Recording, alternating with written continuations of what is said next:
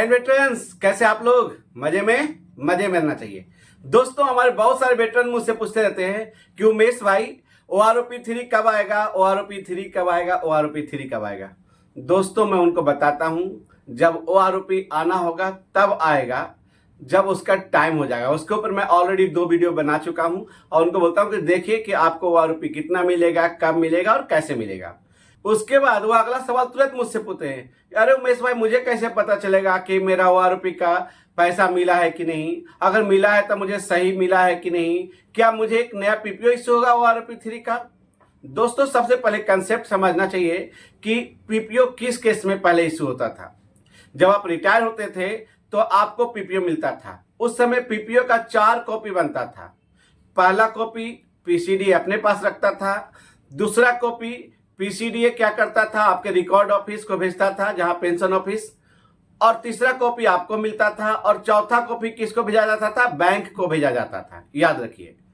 और होता क्या था, एक बार PPO इश्यू हो गया तो फिर दोबारा PPO किस केस में इश्यू होता था? जब आपको अपने पत्नी का नाम या अपना खुद का नाम, अपना डेट ऑफ बर्थ वगैरह वगैरह पर्सनल पार्टिकुलर चेंज करवाना होता था, तभी जाकर के आपका PPO आपके नाम से इश्यू होता था।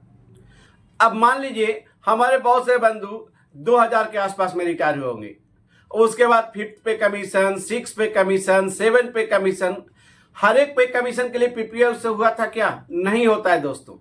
बैंक क्या करती थी, PCDA के द्वारा जारी किया हुआ जो सर्कुलर होता था उसी के हिसाब से क्या करता था बैंक, आपका पेंशन को बढ़ा दिया जाता था। उसी प्रकार OROP1 में या OROP2 में जो भी PCDA ने सर्कुलर इशू किया हुआ और टेबल के हिसाब से बैंकों वालों ने आपको पेंशन को बढ़ा दिया, उसके लिए आपको PPO इशू नहीं हुआ होगा। इसका मेन कारण था कि जब आप रिटायर हुए थे उस समय आपको पेपर का PPO मिला था और सब कुछ फिजिकल था। तो 30 लाख पेंशनर के लिए PPO इशू करना हर एक बार, और उसको रिकॉर्ड ऑफिस को भेजना, रिकॉर्ड मेंटेन करना, बैंकों तक पहुंचाने एक बहुत बड़ा समस्या था। और इसलिए वो PPO इशू नहीं होता था। सिर्फ सर्कुलर के हिसाब से बैंक को बोल दिया जाता था कि आप पेंशन बढ़ा दीजिए, नया PPO इशू नहीं होगा। लेकिन दोस्तों, जैसा कि आप जानते हैं कि आपका पेंशन, हमारा पेंशन, हम सभी का पेंशन स्पर्श में या तो ट्रांसफर हो गया है या हो रहा है। और जिन जिन बंधुओं का पेंशन स्पर्श में ट्रांसफर हो गया है, अब क्या हो गया, डिजिटल हो गया है। उस जैसे ही PCDA प्रयागराज OROP3 का सर्कुलर इशू करेगा तो आपका जो बेसिक पेंशन है वो रिवाइज हो जाएगा। आप देखिएगा 100% वो डिजिटल फॉर्मेट में आपके स्पर्श के पोर्टल पर वो PPO दिखाई देगा। 100% मैं बोलता हूं कि OROP3 का आपको PPO मिलेगा।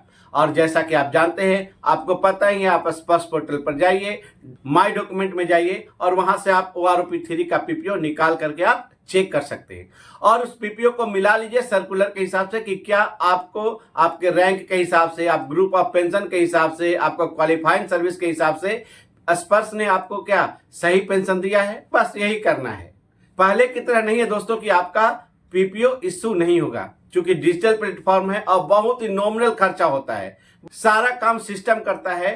तो डिजिटल इंडिया में आपका OROP3 का PPO मिलेगा। आप निश्चिंत रहें और ध्यान देते रहे कि OROP3 का सर्कुलर कब मिलेगा, और स्पर्श के द्वारा स्पर्श के पोर्टल पर आपके अपलोड किए हुए PPO को मिलाइए और अपना हक जानिए।